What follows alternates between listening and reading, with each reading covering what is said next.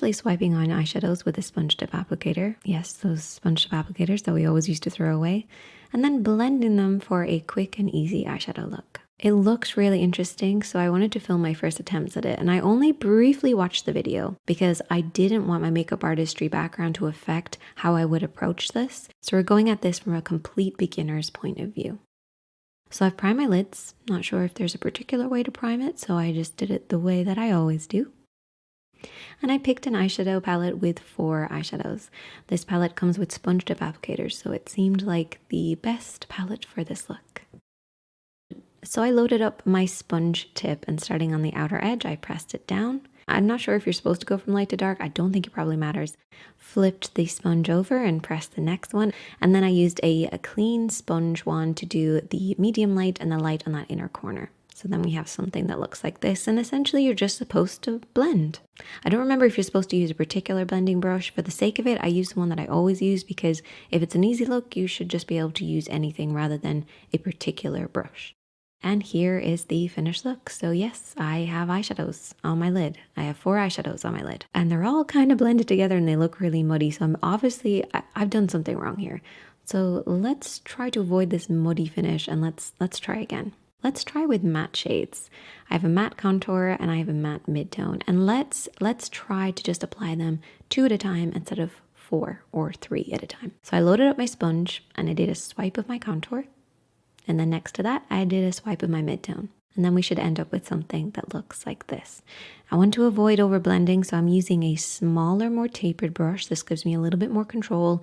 And I want to slowly start to blend these. Now, from a makeup artist point of view, blending your contour and your mid-tone together is going to get a muddy finish. I'm going to lose some depth from that contour, and then I'm going to lose that soft blend from my mid-tone. So I use the over and back motion, and I would assume that's not how you're supposed to do this. I would assume you're probably supposed to just blur the edges of the 2 shadows together. If you are in fact supposed to just blur the 2 of the eyeshadows together at the very edge, then that would mean you're going to have to be more precise about where you're applying them in the first place with each swipe of the sponge tip applicator, which doesn't seem like it's a very easy thing to do for all eye shapes and all eyeshadow application styles. So that's just something to consider.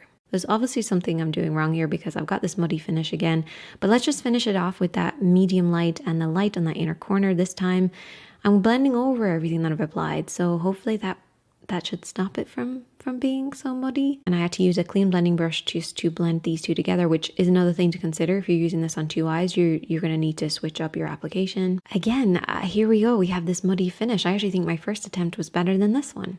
If we compare the 2, at least I have a little bit more depth in the first one, even if it looks a little patchy and uneven. Now my eyes are going to fall off at this stage, but we're going to try again. Let's try another way of doing this.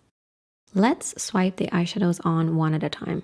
So I'm starting with that mid-tone, placing on the outer edge, which is where I would always start my mid-tone when I'm using a brush. And I'm going to blend this across the lid and into the crease. And I'm using a round blending brush for this blend. Now 1 swipe of eyeshadow just isn't going to be enough. I know that. I'm getting a very uneven finish. I also found every time I went to swipe on more, I was hitting my cheek. So that's something to watch out for. It depends on your eye shape, but I was hitting my cheek. It's going to take a couple of attempts to swipe on enough eyeshadow to completely cover this area and get a nice blend. So then it made me think, okay, so maybe you're supposed to do all of this first, because a simple wash of color all over the lid and into the crease would take very little effort.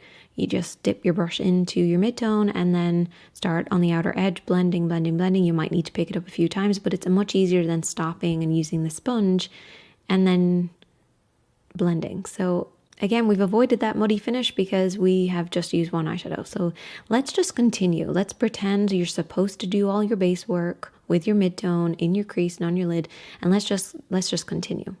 Let's continue with the contour. I'm going to apply that contour exactly where I want it, which I want it at the lash line for some depth. So I'm going to swipe it on there, and then I'm going to very slowly start to blur and blend. One thing I noticed, this sponge as it swipes on does not apply an even layer.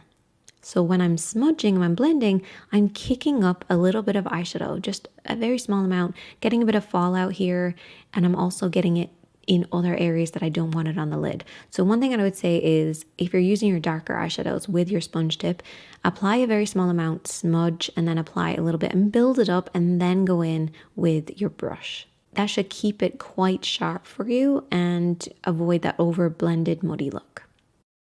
Now the results weren't bad from this. I have some depth, I have a nice blend, it's not muddy. Yes, it took a few extra steps, but it's actually pretty good. Now I'm afraid of messing up with my lighter shade, so I actually use my fingertips.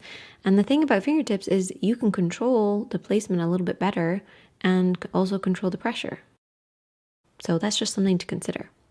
And then here we have the finished look. I have 4 eyeshadows on my lid.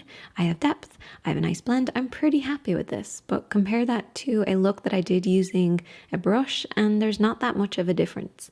Both of them were very easy to do, but both of them you need to have an understanding of the technique. So is one technique better than the other?